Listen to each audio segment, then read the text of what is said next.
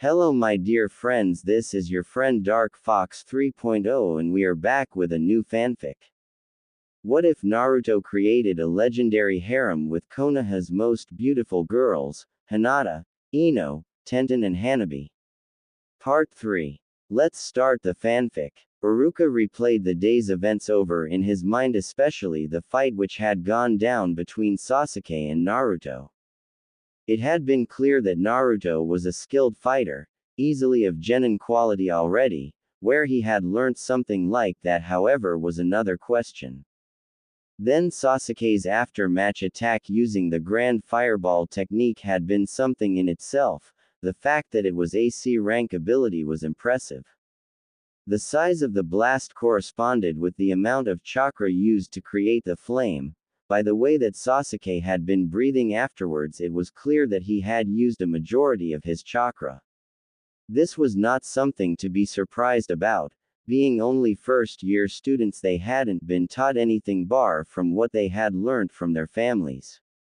Then there came Naruto's ninjutsu, something which had damaged the boy in the process. Going over it, the technique was called Whirlwind Fist, and rightfully so. Whenever a wind jutsu came against a fire jutsu, the fire would simply consume the wind and grow in size. Even if they hadn't covered that in class, it was a basic concept. Yet the look on Naruto's face had shown that he knew exactly what he was doing despite not recalling anything afterwards. The speed of the wind surrounding his arm had increased the size of the fire, but it had pierced it as well, making an opening which prevented the boy from getting burnt. To think of such a strategy when under pressure showed immense skills in the thinking department, although from the fact he paid no attention to book work, it was more the in-battle thoughts. Iruka knew he would have to design some activities to help strengthen these attributes, as they were the dividing line between a successful mission and a failure. "How many is that?" asked Sasuke, holding his cramping wrist in his left hand. "Only another 40 to go," said Iruka, having kept track of the young Uchiha's punishment. Naruto, can you hear me? Yes. Who are you? How do you know my name? It doesn't matter who I am. As for how I know who you are, you could say I'm part of you. If you're a part of me, why do you sound female? It doesn't matter, alright. As for where we are in the depths of your mind. Since you're unconscious, it's black at the moment. How did you know what I was going to ask? Great minds think alike. It helps that we share the same mind. That doesn't explain why I don't know who you are. Changing topics, do you know why you passed out? Because I learned that my father was the greatest Hokage of all time. I wonder if I can be anything like him. Well, if you keep using those jutsus I teach you, you should be just fine. You taught me that jutsu. When did I learn it? Like I said, we share the same mind. Whatever I learn, you learn. Then when did you learn it? Sai, you're waking up now. Don't mention this meeting to anyone. Wait a minute, I have more questions. He's awake, said Tenten, noticing Naruto's eye flicker open. Are you alright, Naruto-kun? Asked Hinata, thick with worry. I'm fine, I think, said Naruto groggily as he sat up. Looking around, he could see everyone looking at him. Even the second hidden Anbu had come down and was now standing next to the Hokage, his mask containing 2 orange stripes, one under each eye, and a yellow lightning bolt spreading over the face. This was completely different to the number of masks he had seen the normal Anbu wear, but he wasn't one to judge. So I'm the Yondaimi's son. Sarutobi nodded his head in agreement. That's right, Naruto, and as such you are entitled to everything that he had, including your new home. With a flick of the wrist, the Hokage threw a scroll at Naruto, who caught it despite the fact he hadn't gotten to his feet yet. Opening it, he began to read the contents. That's the deed to the Yondaimi's mansion. It is yours by right. You mean I have a home? Said Naruto in more of a question than anything. Well, when the Cage's daughter comes to visit in a little over a week, you best have somewhere for her to stay, said Sarutobi with a sneaky grin. What do you mean when she comes to visit? Shouted Ino, not liking the sound of this girl from Suna and the possibilities she would bring. It says right here in the contract, said Sarutobi, holding up the letter, causing Ino to facepalm, regretting not having read the fine print when she had gotten the chance. If I may, Hokage-sama, said Kakashi, speaking up, I would personally like to train Naruto when he isn't present at the academy. Why would I want someone like you training me? Said Naruto as he finally got to his feet, the fact that he now owned property still playing in the back of his mind. Kakashi looked down at Naruto with his one visible eye. Your father was the one who trained me, I believe I should be the one to train his son, said Kakashi. I know the council will disapprove of this, but I feel honor bound to do this in memory of my sensei. I respect your wishes, Kakashi, and like you, I know the council will tear my ears off about it, along with the fact that Naruto is now staying at his father's place, said Sarutobi, deep in thought. You know as well as I that he would thoroughly enjoy the idea of his son being in the hands of someone as capable as you. So Naruto, what do you say? Asked Kakashi, looking down at Naruto to find the boy in tears. Naruto-kun, what's the matter? Asked Hinata. Oh. Sniff. Old man, could you tell me where my parents are buried? He asked, wiping the forming tears from his eyes. A smile spread across the face of the Hokage as he nodded. I think I can do one better. I'll take you there myself, he said as he stood up, the chair squeaking across the floorboards as it was pushed back. Before we go, I have a question, Hokage-sama, said Sakura, looking at the man once known as the professor. By all means, said Sarutobi, gesturing for her to continue. Since Naruto is the last of his clan, isn't it a Konoha law to try and keep a family line like that alive through the use of polygamy? Asked Sakura, using her vast knowledge of council laws her mother had taught her at a young age. Polygamy? Asked Tenten, unsure of what the word meant. The look on Hinata's face showed that she didn't know either.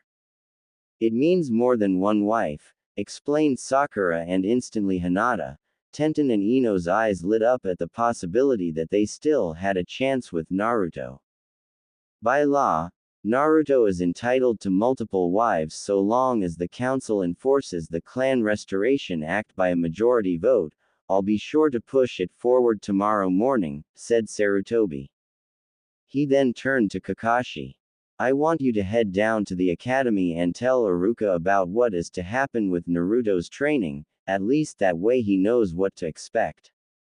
Kakashi nodded before he vanished in a swirl of wind and leaves, the children watching it as if it was the best technique they had ever seen.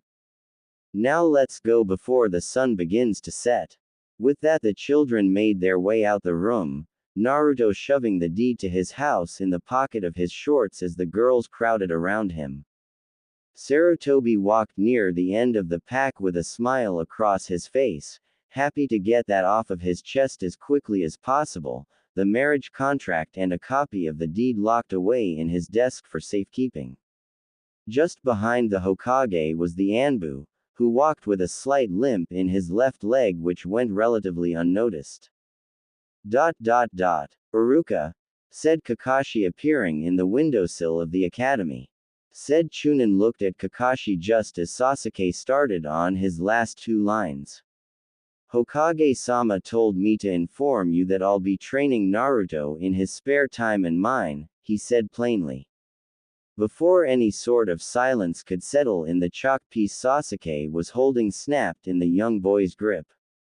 Well, in that case I should tell you what I found out from my earlier analysis, said Iruka as he started explaining what the tournament had shown about Naruto's abilities.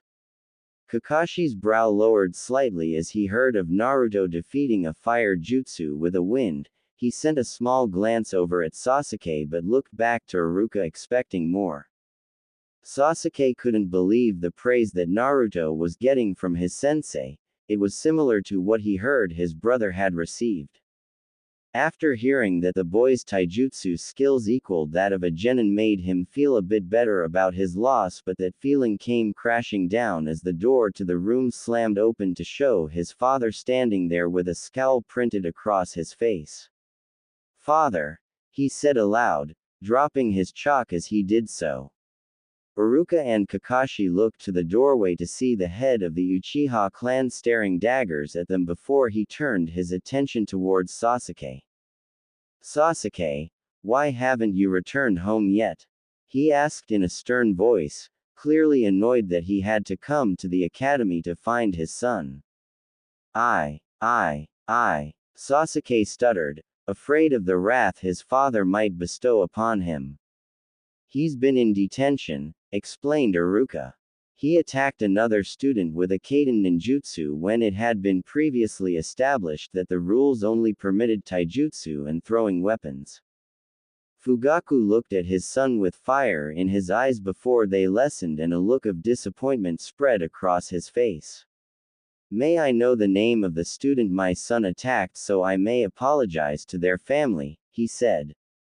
"He attacked Uzumaki Naruto," answered Kakashi, which caused Fugaku's eyebrows to rise slightly. "I see, is he injured?" he asked, but his voice lacked any sign of remorse. "He is fine, he fought back against the jutsu with one of his own," said Iruka. Fugaku took this information in. Since Naruto had spent a good deal of time at the Yondaime's mansion, it was easy to figure out that he would have learned a few things, this jutsu being one of them. "I understand. Has my son finished his detention?" asked Fugaku, to which he received a nod. He quickly ushered Sasuke out of the room before leaving without another word. They both knew the trip back to the compound would be a silent one, Fugaku having much to say once they were behind solid walls. "That was awkward," stated Kakashi, who sometime during the talk had pulled out his favorite little pocket book and was reading it intently. "Thanks for the stuff on Naruto, I'll be sure to see what he is truly capable of." Iruka nodded as Kakashi vanished as quickly as he had appeared, leaving the sensei alone as he gathered his stuff to take home. "So this is my mother's grave," said Naruto, looking at the tombstone which had his Kushina's name carved on it. Dark clouds gathered in the sky as Naruto knelt beside the headstone, openly crying. The girls stood in silence, watching as drizzle began to fall from the sky, slowly blanketing them in a wall of rain.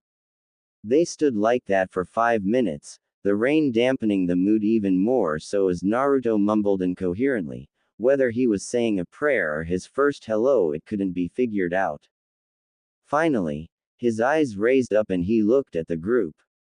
"Where's my father's grave?" he asked. "Your father's name is on the memorial stone at the 3rd training ground, however there is no grave dedicated to him as his body wasn't found after the Kyuubi's attack," explained Sarutobi. "It's believed that in its final act of hatred before it died, the Kyuubi ate him so that they would suffer death together." There was only silence afterwards. Nobody really had anything to say after that as Naruto stood up and looked down at his mother's grave. He pulled a kunai out of his holster and held it to the palm of his hand before slashing it open. He then balled his hand into a fist, thick blood running through the gaps in his fingers, droplets of red liquid landing on the patch of dirt his mother was buried under. "I swear on my blood, the blood of an Uzumaki and a Namikaze, that I shall become the greatest Hokage this village has ever seen. I will make you proud, Mum, Dad," he swore. "I'm sure your parents already are," said Sakura softly, her pink hair saturated with rain. Naruto turned from the grave, looking more mature than he had only minutes ago. "That was brave Naruto-kun," said Hinata, thankful that the rain was hiding her blush. "You can do it, Naruto," said Tenten, giving him the thumbs up. If you show promise in years to come, when you reach Chunin rank I'll make you my successor, but only if I believe you're going to be the best candidate for the job, said Sarutobi, causing those around him to smile. Sure thing, old man, I'll be the best ninja there ever was, said Naruto. Respecting your superiors is a good start, said the Anbu who had been with them the whole way, startling the girls as they hadn't heard them say a word the entire time. Even the Sandaime looked shocked. The tone they had used, however, was one which instantly told Naruto to listen. Naruto turned towards the Hokage and bowed lightly. I will do my best, Hokage-sama, said Naruto. I should be going. My father will be worried sick, said Hinata softly. I think it would be for the best if we all head off. You wouldn't want to be sick on your second day, said Sarutobi, causing the children to run off through the streets towards their respected homes. He then turned towards the Anbu who was still standing there. For the 3 years you have served me, that is only the second time you have spoken, the first being when you pledged your allegiance. You appeared 3 years ago and was able to defeat the Anbu who were guarding me at the time and swore you would protect me. I still don't know why I did what I did, but I believe it was for the best. Even when we first met you were wearing that mask, and as such I respect your privacy. I shall see you in the morning. Sarutobi turned and walked away, knowing that the likelihood of him getting an answer was next to none. He turned his head to look back to find that they had already left, a few leaves drifting in the wind and rain where he had been standing. A small smirk crept up on Sarutobi's face as he tilted his hat and made his way into town. Fugaku sat on the designated mat in the secret meeting room underneath the Nakano shrine, part of the circle which was filled with the Uchiha elders. So it is settled then, he said, to which they all nodded. In 14 days, the Hokage will die and the Uchiha will take their rightful place as the head of the village, said one of the elders. Once you are the Godime, you must make a statement to show that you will not be seen as a weakling. How do you propose to do this? Asked another elder, looking directly at Fugaku. There will be a public execution, he said coldly, no remorse in his voice. Whose head shall roll in order to keep peace in the city? Asked the first elder, knowing that if the person chosen was seen in a good light it would go down poorly and there might be a riot. Fugaku lifted his head, his eyes focusing on the roof as flames danced in such a way they illuminated the room dimly. I shall take the head of Uzumaki Naruto. I had my first kiss today, father, squealed Hanabi, her cheeks crimson from blushing. Hiyashi, a man whose facial expressions were usually limited to one, had his eyebrows raised as his eyes went wide and his jaw slacked. Who did you kiss with? He asked in an exasperated voice as Hinata entered the room. Naruto-kun, she said before she covered her mouth with her hands, giggling profusely behind her palms as if this was simply a game. Hiyashi sighed, relieved that his daughter had kissed her savior, clearly an act of appreciation. The giggling though he would have to fix, as a Hyuga it was shameful to allow your emotions to be so visual. He had to remember though that she was only 4 years old, having celebrated her 4th birthday only recently. He turned his attention to Hinata who sat beside her sister. How was your first day at the academy, Hinata? He asked, his stoic face back to its normal form. Please do not inform me that you also kissed Naruto on this day. Kiss, said Hinata, starting to sweat bullets, which was immediately picked up by Hiyashi whose palm connected with his forehead. You didn't you? He said with a moan. No, I didn't kiss Naruto-kun, but I did kiss someone, she stuttered, nervous vibes starting to overtake her body. Hiyashi's eyebrow raised slightly. This was not what he had expected, especially since it was clear that his daughter had a crush on the young Uzumaki. Well then, Who was the boy? He asked. Hinata's forefingers started pressing against one another as she tried to figure out a way to say this properly. Well, you see, the thing is, their name is Tenten, she stuttered. Hiyashi blinked a few times at the information, thinking he had heard it wrong. Isn't Tenten the girl with buns in her hair? Asked Hanabi, to which Hinata nodded before a resounding thud informed the two girls that their father had just fainted. So this is my home, said Naruto as he stood in the center of the front doorway. Our home. Who's there? Shouted Naruto. It's me, the one in your mind, you forgot already. I thought I had to be knocked out to talk to you, said Naruto. No, but if you started talking to me in public you would probably regret it, you're looked at differently enough as it is. That's true. Wow, I can't believe that silver-haired ninja is going to be my teacher, said Naruto, pumping a fist in victory. You want to show him just how good you are. Yay. That'd be awesome. Then go into the living room and start looking through the scrolls so you're ready for the morning. Wait. If you know them already, why do I need to know them? I thought we shared the same mind. Asked Naruto. This is so you actually know what you're doing. Come on, the quicker you do it the sooner you can have dinner. Remember, I'm here though, so if you so much as think of skipping something you'll never hear the end of it. Naruto swallowed deeply. Somehow the voice inside his head was successfully threatening him.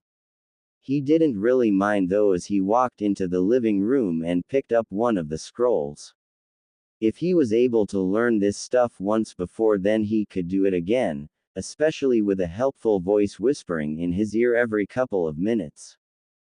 7 days had passed since the day the Hokage had faced the greatest rival at the council which he had ever seen, yet he hadn't regretted a minute of it. Despite heavy dispute in the form of the civilian council backed solidly by Fugaku Uchiha, nothing had been changed. From that day, Naruto had remained at the academy doing well in his physical studies, but he apparently had the same hatred for studying that his mother once had. Although apparently his additional training with Kakashi was greatly helping the boy, no doubt he could follow in Kakashi's footsteps and graduate after only a single year at the academy.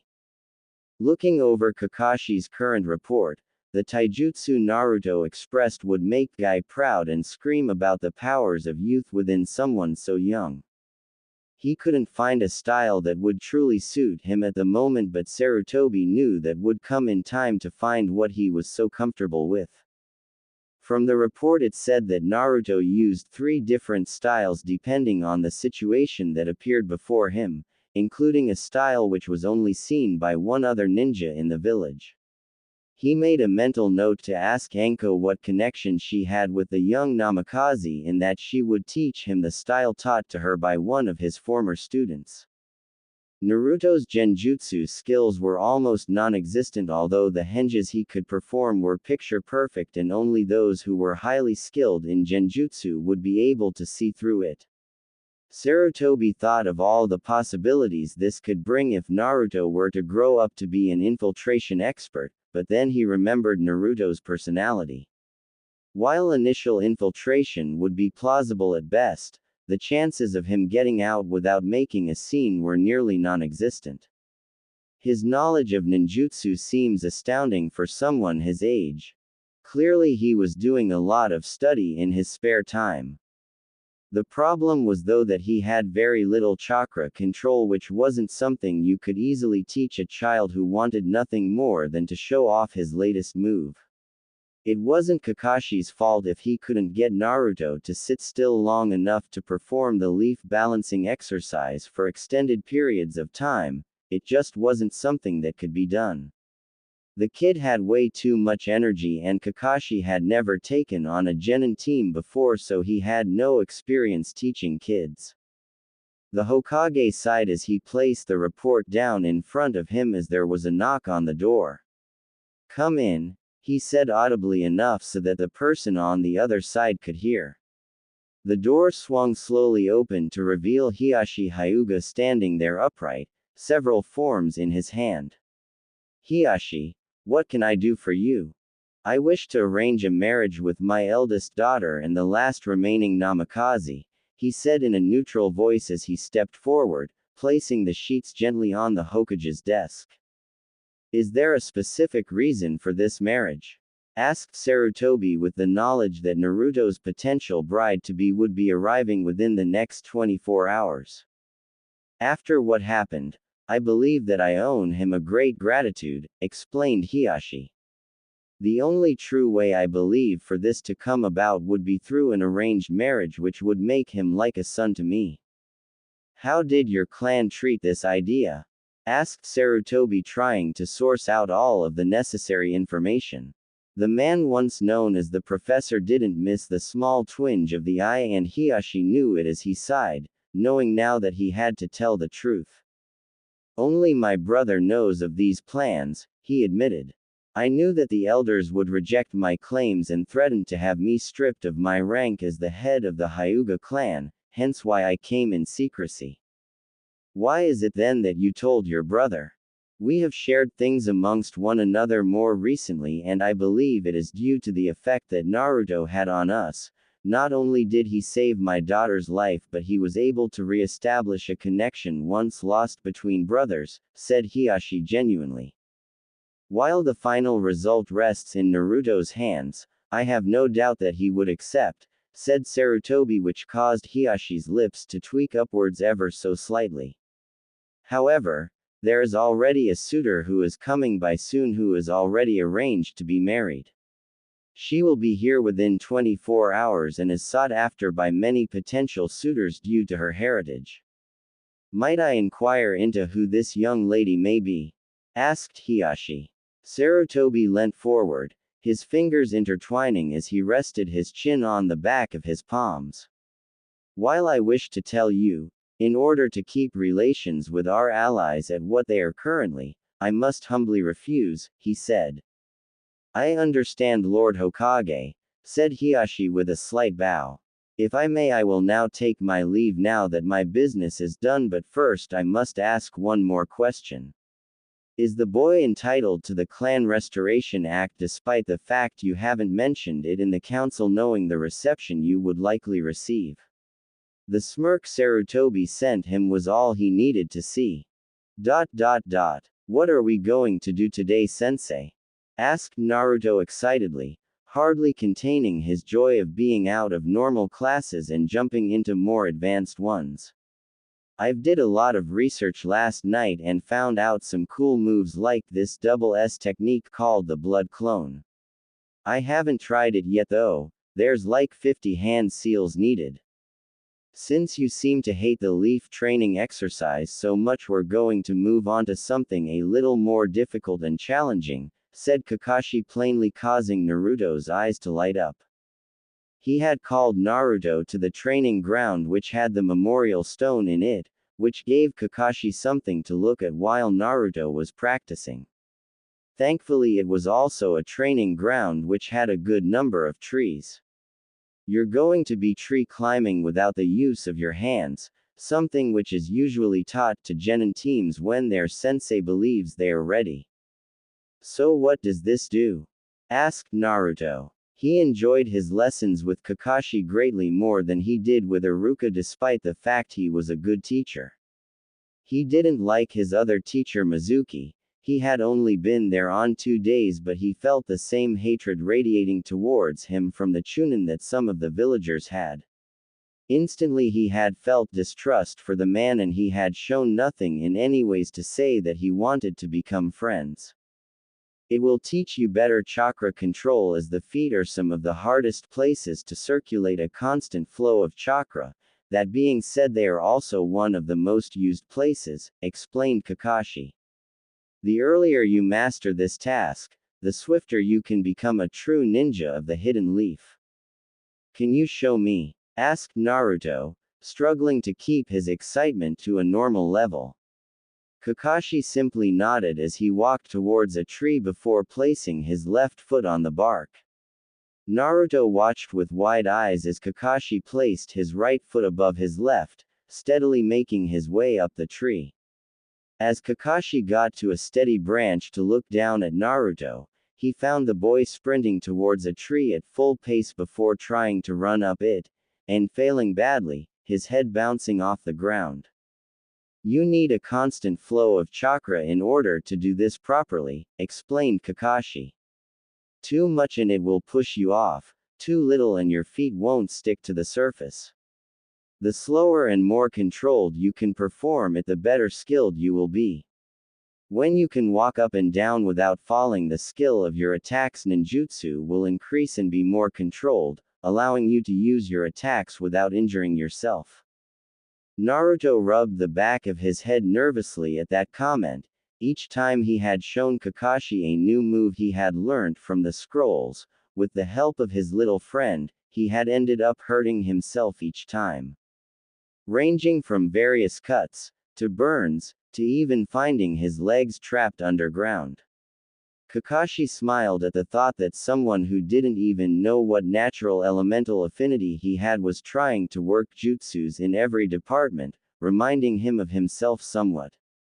He chuckled slightly as Naruto concentrated deeply, before attempting the skill once again, successfully getting 2 steps up before being blown backwards, having put too much chakra into his second step.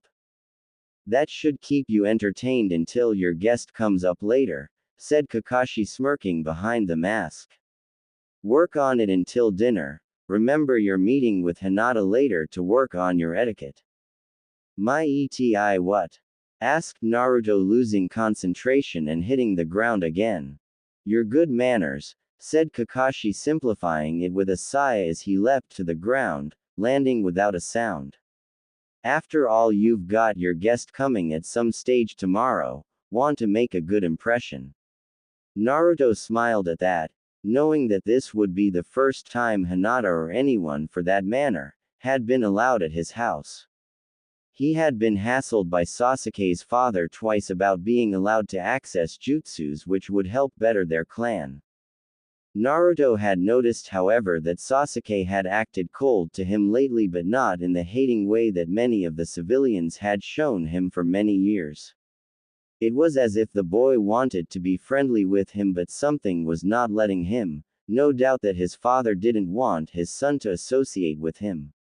As such, Naruto didn't feel any animosity towards the young Uchiha, as it was probably something he had no control over. He shook his head side to side lightly, clearing his head as he prepared to scale the tree again. Fugaku eyed Naruto carefully through the trees, watching the boy with a certain amount of interest. It was not the danger he possessed once his plan came to action, but rather the guardian who seemed to have taken a keen liking to the boy. No doubt the Anbu captain already knew of his presence, so he wouldn't approach the boy again. A smirk graced his lips as he cherished the thought of severing the boy's head himself once he held the seat of Hokage. With that cruel thought in mind, he slipped into the shadows, heading back towards the Uchiha clan complex. Wow! This place is amazing, Naruto-kun, said Hinata as she admired the inside of the mansion. As far as she knew, she was the first one who Naruto had allowed onto his property. Sadly, the moment was joined by one other. I'm speechless, said Sakura, brushing a lock of pink hair out of her face. When the other 3 girls had learned of what Hinata was going to be doing after school with Naruto, they had had another contest to see who was going to go with her. Thankfully, due to a poor decision on Tenten's behalf, Sakura won the challenge by getting the highest score when they had their history tests returned. As such, Sakura had accompanied Hinata to Naruto's mansion despite the dispute the young Hyuga put forth. I'm glad you guys like it, said Naruto, rubbing the back of his head, chuckling. He had spent the entire day tree climbing and was able to get up to the top without much trouble, but going down while trying to balance the shift of weight and gravity was difficult. How do you keep it so clean? Asked Hinata. I've found a few seals around the place. After looking at a few of my dad's scrolls, he even invented jutsus which prevent the buildup of dust, said Naruto. Amazing, admired Sakura. She shook her head, snapping herself out of the stupor she had been in, and looked towards Naruto. So are we going to do this, whatever this thing is? You don't know why you're here? Asked Naruto in confusion, as he had had no idea of the contest which had taken place earlier. Sakura looked away as a tinge of red covered her cheeks, having been caught out. Sakura's here to help with your lessons, Naruto-kun, said Hinata, spotting the hole that Sakura had dug herself. Oh, okay then. Since you're so smart, you should know about this etiquette stuff, said Naruto, recalling how Sakura had gloated her 100% test result in class. "Eti what?" asked Sakura, not understanding the gibberish Naruto had spurted. "Etiquette," said Hinata slowly, causing Sakura to nod in understanding. "Since your guest is coming tomorrow, we need to make sure Naruto-kun knows proper manners." "That makes a lot of sense," said Sakura, recognizing the danger Naruto could be in if he ended up insulting the daughter of the Kazekage. Also, having known Naruto for the short time that she had, she knew that if something could go wrong, it would go wrong. She truly liked the blonde-haired boy, and against her mother's wishes she continued to hang out with the new Namikaze. Her mother refused to call him by his father's name, saying that it was a disgrace to entitle such a name of power onto someone like him. As she realized what she was going to be teaching him shortly, she hoped that her mother would then be able to see him in a better light. Alright, and Naruto-kun, the first lesson is about how you greet someone of a high status, said Hinata, getting started. You must be polite, stand you upright, and speak clearly at all times. All times, groaned Naruto, not liking that idea so much. That means that you can't do thing like pick your nose, said Sakura, recalling how she had caught Naruto doing that disgusting habit in class. Or be so loud, said Hinata. Fart, said Sakura. Say rude things, said Hinata. Naruto could only groan as the two listed off one thing after another, and step by step he was not looking forward to the next day. Thanks for everything, guys, said Naruto as he walked the two girls to the gate. Is there any way we can get in without you having to be here? Asked Sakura. If I remember correctly, if you put your hand on this side of the seal and pump a bit of chakra into it, then the other side will be able to recognize you and let you in, said Naruto. Your dad was really smart, wasn't he? Said Hinata. Yeah, I guess so, said Naruto, hanging his head. Sakura and Hinata stopped where they were, realizing that they may have upset him. Sakura walked up to him and placed her arms around his torso, giving him a gentle hug. Thanks for the night, Naruto, she said softly before letting go and placing her hand on the seal in front of her. As she did her part, Hinata gave Naruto a hug, albeit blushing all the while. Instead of commenting like Sakura had, once the pink-haired girl had successfully opened the gate, she ran out of it, squealing all the while and trying not to faint. What was that all about? Asked Naruto. Girl stuff, answered Sakura, pulling the gate closed behind her. Night, Naruto. Night, Sakura, said the blonde-haired boy with a small wave as she walked towards her house, no doubt trying to find some excuse to tell her mum why she wasn't home earlier.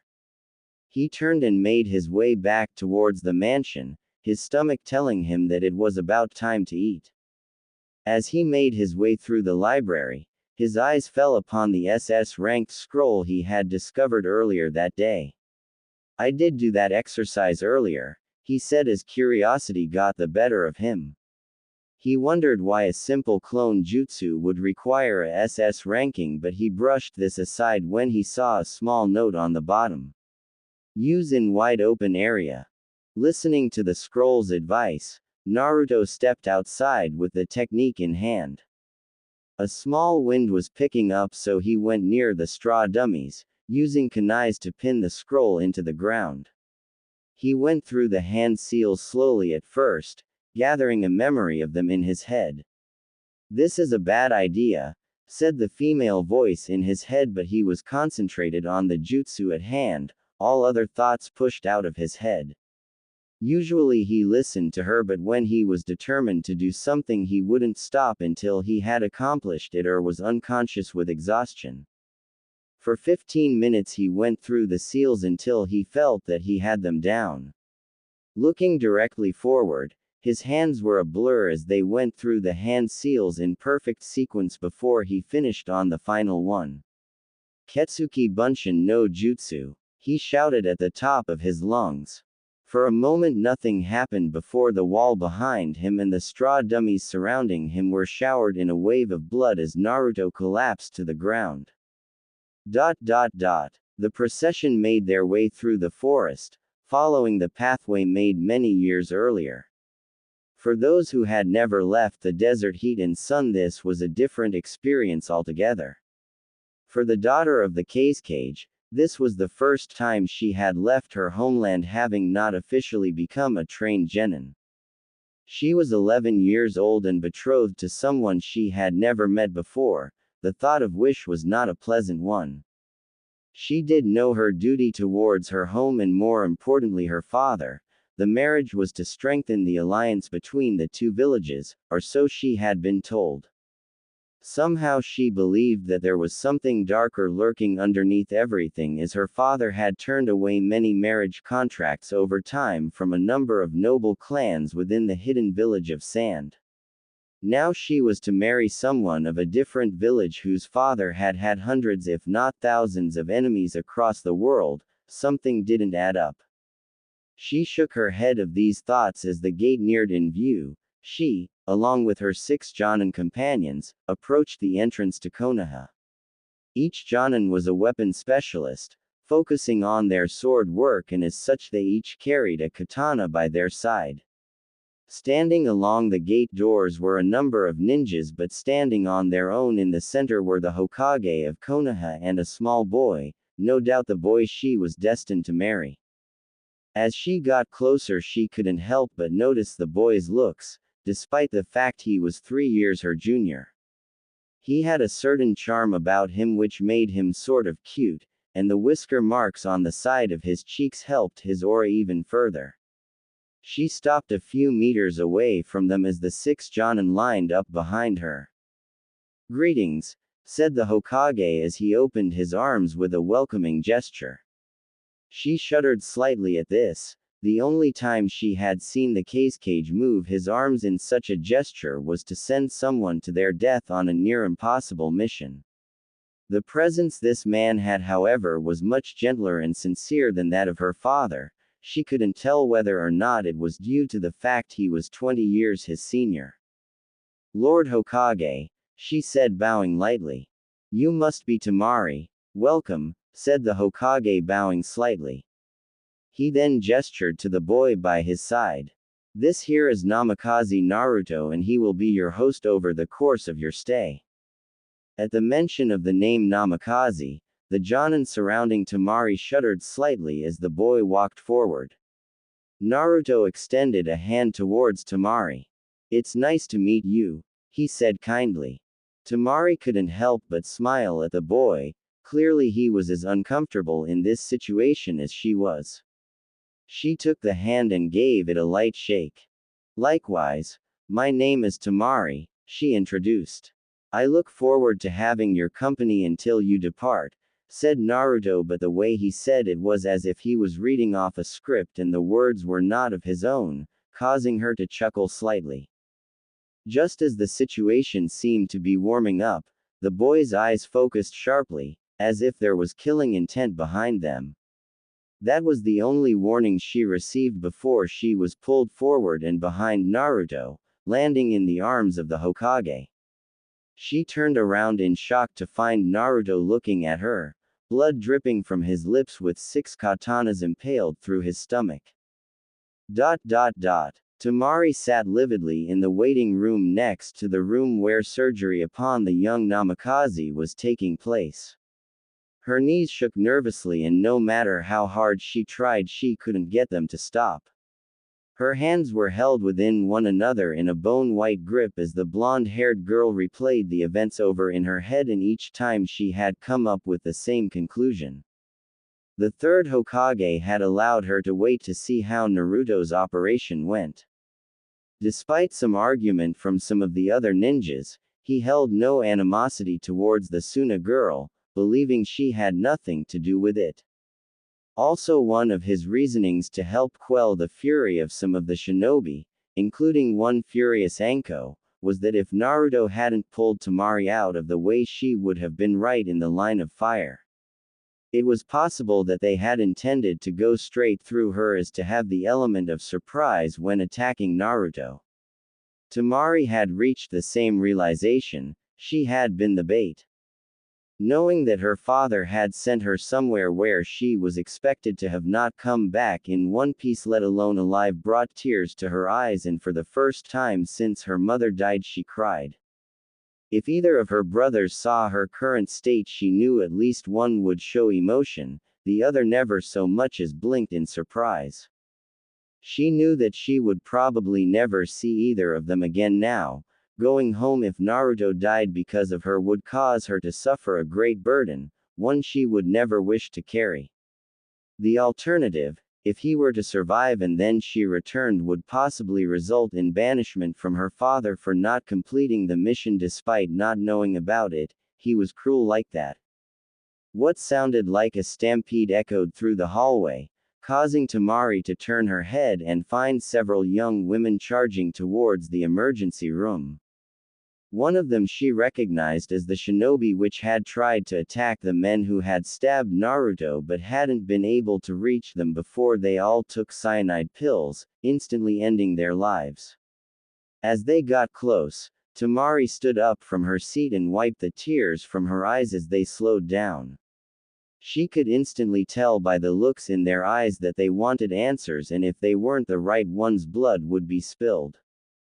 As she opened her mouth to speak, the doors behind her opened slowly to reveal a doctor walked towards him, a light coat of blood covering his usually white outfit. "Are you all waiting for Naruto?" he asked, causing them all to nod vigorously. When the girls from Konoha saw Tamari nodding, their questions increased in number but decided to press it later, preferably when they weren't in a public place. "We have managed to stabilize him, but many of his organs were damaged by the blades. He will need several weeks of treatments in order to ensure everything is working properly, but I have to say that it is a miracle that he survived. Either that or he is a demon in disguise," he concluded with a light chuckle which confused the girls lightly. An idea popped into Tamari's head, but she brushed it aside momentarily. It was far-fetched, but it wasn't impossible. "Now if you excuse me, the operation is still in progress. I simply came out here to tell you all of his current condition," he said before turning around and stepping back into the operating theater. Tamari released a breath she didn't know she had been holding before turning around and seeing the girls doing the same. "Is there anywhere we can talk in private? I believe an explanation is in order," she said, causing the eyes of the others to lock on her. "Come on, my new place ain't too far from here, we can talk there," said Anko, a slight hint of venom in her voice which went mildly undetected. She turned and began walking away. Hana and Ino quickly followed her, Sakura opting to walk alongside Tamari if only to keep an eye on the Sand Princess, her fingers resting hidden on a blunted kunai. Tenten and Hinata stayed behind momentarily. "I'm going to stay here," announced Hinata, saying her intentions. "I want to be there when Naruto-kun wakes up." "You know that may not be for several days," said Tenten, hating the words coming out her mouth. She had noticed the increase in stuttering Hinata had just done. The only other time she had done so was when Naruto had gone missing. Hinata nodded in understanding, opting to sit in the spot Tamari had occupied a little earlier. "I'll tell you what happened later," said Tenten before turning to run off towards the empty hallway, intent on catching up to her friends. As Tenten turned around the corner, she suddenly felt very alone, despite there being numerous people in the nearby corridors. She felt her legs shake uncontrollably and she pulled her knees to her chest and hugged her shins as tears swelled in her eyes. "Naruto-kun," she whispered as a single tear rolled down her cheek. "I need you to look after him," said Sarutobi sternly, his voice radiating with power yet with the kindness of a grandfather. After what had transpired earlier, he had come to the conclusion that if it had not been Suna acting, Naruto was now vulnerable. He was surprised that the demon held within him hadn't begun healing him itself, but it had to have helped him sense the hostile intentions of the Sand Shinobi. He had himself sensed the danger present but hadn't been able to act in time, neither had any of the shinobi present. By the time any of them had gotten out of their stupor, the assassins had already ended their own lives. It had been a suicide mission, they had never been expected to come back home alive. That left Naruto in the hospital and in danger. It was no secret that there were those in the hospital who had tried to poison Naruto when he was but a boy, and now there would be no exception. There were those he feared would use this opportunity for their own purposes, some of which he believed were coming directly from the Uchiha clan. When Naruto had been stabbed, he noticed a small smirk spread across Fugaku's face before he had tried to hide it, but it was clear that he had enjoyed watching Naruto get struck through. He had no evidence as to what he had saw and as such couldn't act on it, but he had to be wary. There was also the potential Danzo would act. The elderly war hawk still had the mind of a ruthless army general and as such would already be thinking of a way to use this to his advantage. As such, he had to take drastic measures. "I want you to stay by his side at all times. While I would like to believe otherwise, he is not safe within the hospital walls," said the Hokage, addressing the Anbu in front of him.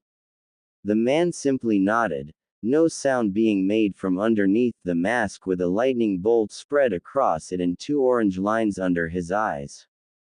He vanished instantly, a swirl of leaves marking that he had been there in the first place. Hinata gasped as the man had appeared next to her as if out of thin air. She recognized him as the Anbu that had accompanied them on their way to Naruto's mother's grave, and she relaxed slightly. He looked down at her, Hinata becoming slightly intimidated by the man. "Do not worry, I'll look after him like a father would a son," he said kindly, although Hinata was startled slightly simply by the fact that he had talked at all. That's good to know," said Hinata, her eyes glued to the eye holes, staring into them hoping to see any sign of the man's eyes but could only see darkness. Not another word was said as Hinata sat in silence awkwardly while the Anbu stood in the silence he was accustomed to. The silence was deafening as Tamari sat awkwardly, the eyes of 5 girls lined directly on her, taking in the words the Sand Woman had said. Ino and Sakura shared a look between one another, playing it over in their mind. "I guess it makes sense somewhat," said Sakura, eyeing the blonde-haired girl, who shrugged in response. "You were there, weren't you, Anko?" asked Tenten, looking at the eldest one there. "What do you reckon happened?" "Well," said Anko, draping an arm around Hana's shoulder, causing the Inuzuka girl to yip lightly. "I do have to say she seemed genuine when greeting Naruto, and I did see the look of confusion which was apparent right before Naruto pulled her out of the way. At the moment I have to say she is trustworthy." Tamari released a breath she had been holding as the atmosphere in the room seemed to lighten dramatically. She felt a hand on her shoulder and looked up to see Anko staring her straight in the eyes with snake-like slits. "We've given you this chance, I suggest you don't waste it," she threatened, causing Tamari to nod vigorously. Anko smiled as she leant back, looking down at the blonde girl. Now, after that little incident that was pulled by your cronies, it is safe to say that your marriage contract is now void, seeing as it was all a ruse. Be that as it may, said Tamari, I may have only recently met Naruto, but the kindness he showed me today is more than I ever received from my brothers or father. I owe him my life, and if he wishes I serve him on hands and knees, I shall do so willingly. I have no home to go back to as far as I'm concerned. You've been through so much in such little time, said Hana, walking forward and embracing the girl in a hug, pressing her head against her bosoms. Tenten, Ino and Sakura giggled lightly as Tamari flailed around. They too had to face the terror which was Hana's hugs. As Hana released her hold and allowing Tamari to breathe freely, she too giggled lightly. She knew she lightly suffocated them, but that was the way she showed affection, she wasn't going to change it. Tamari stood up, almost at equal height to Hana despite being a year younger. See, could I have another hug, a proper one? She asked, sounding slightly embarrassed for the first time since the girls met her. Hana smiled as she complied, lightly wrapping arms around Tamari's torso and pulling her gently closer, allowing the girl's head to rest on her shoulder. Tamari could feel her own being pulled into Hana's, but ignored the feeling as she felt several other sets of arms wrap around her as the other girls made it a group hug. Thank you, she whispered, crying in happiness for the first time in her life. Anko was the only one not in the middle of the hug, opting to walk out onto the balcony instead. She was withheld from doing anything more than trusting the young girl at some point. She recalled how she had been used in a familiar fashion many years prior and how those memories still haunted her to this day. If Tamari was lucky, she'd have those girls around her as lifelong friends who would help her forget her pain. Anko wished she could just forget her own suffering, but it had already become a part of her so deep that the loss of the mental wounds would do more damage than good. Her grip on the railing tightened as she wondered if she would have ever turned out as cheerful as those other girls if the snake bastard had never come into her life. The day he had betrayed her, she had lost everything but her life, and several times she thought of taking that herself. Had it not been for her meeting Naruto that fateful night, her life may never have taken a turn for the better. Naruto, I lost you for 5 months, she whispered into the dusk as the sun began to set. If I lost you again. She couldn't finish her sentence as she burst into silent tears. Thank you, said Hiashi, taking his sleeping daughter from the ANBU's arms. Naruto had come out of intensive surgery just before the sunset, and staying true to her word, Hinata hadn't left his side, staying well after visiting hours. Eventually she had fallen asleep with worry, causing the Anbu to create a shadow clone to take the Hyuga princess back to her home. The clone simply nodded in response before leaping away to a safe distance and expelling himself, transferring his memories back to the original. The Anbu made no movement as he took the brief moments into play, visualizing them briefly before looking out the window. In the distance several storm clouds could be seen, bolts of light illuminating the dark sky. This could be seen as foreshadowing, but as far as he was concerned, the darkest moment of the day had already occurred, only a select few possibilities could be worse. Naruto was now on life support and in a steady condition, but he couldn't help but feel like something tragic was about to occur. Sarutobi stood in front of the memorial stone, a few droplets of water the first sign of rain hitting the brim of his Hokage hat. He had come alone, simply wanting to give himself time to think. The wise man hadn't moved for several minutes, wondering if the worst-case scenario were to happen, whether or not the council would permit him to place Naruto's name next to his father with his hereditary title. The sound of footsteps behind him caused him to turn around swiftly, his eyes locking onto Fugaku Uchiha. To what do I owe the pleasure? Asked Sarutobi, sensing the presence of several other people hidden within the trees.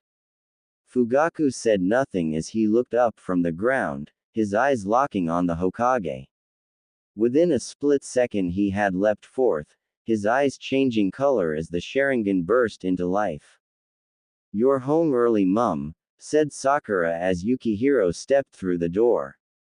Well, the meeting was over quickly, she explained. I don't want you going out today. Something terrible happened last night and I don't want you getting in the way. What happened? Asked Sakura. Don't worry about it, said Yukihiro. There was one other announcement made, and because of it I'm in a good mood. How about I cook you some pancakes? The young pink-haired girl became very scared. What's going on? Asked Tamari, looking out the window of Anko's apartment. Having been the most senior of the group, Anko had offered Tamari her place to stay the night. The girl accepted more from fear of declining than anything else. I have no idea, but if someone's not dead they're going to regret waking me up, growled Anko as she was getting changed into her outfit. Tamari turned towards the woman just as she was pulling her tight mesh shirt over her and she accidentally caught a glimpse of something she hadn't want to. Before her cheeks gained the opportunity to flush, there was a loud explosion as the door was blown off its hinges, the wooden block heading straight at Tamari. Only Anko's quick perception allowed her to leap forward, grabbing Tamari and pulling her out of the way. Tamari squealed in light pain as her head bounced off the floorboards, Anko landing on top of the younger girl. Anko turned her head towards where the door had once been to see a couple of Uchiha Jonin walk in, armed to the teeth, their Sharingan eyes already activated. What's the meaning of this? Anko shouted, infuriated. We're not here for you, snake bitch, shouted one of them threateningly. We're here for the piece of shit underneath you. At being called a snake bitch, Anko growled angrily, wishing she had finished getting dressed so she had a kunai to throw at the bastard. When she realized they were after Tamari, however, she protectively stood up in front of her. What the hell do you guys want with her? That's none of your concern, you whore. Get out the way, said the second one, sneering slightly. Leave her alone, it's me you want, said Tamari from the ground, not knowing where she was finding this piece of courage. Listen to the brat bitch if you know what's good for you, threatened the first Uchiha. Anko was about to retaliate when she felt Tamari's hand on her shoulder. I'll be fine, said Tamari, trying to sound confident, but it didn't work too well. Anko's shoulders dropped in defeat, knowing that if she did anything more she could be arrested due to striking out against a fellow ninja of the Leaf and a member of the Konoha police force.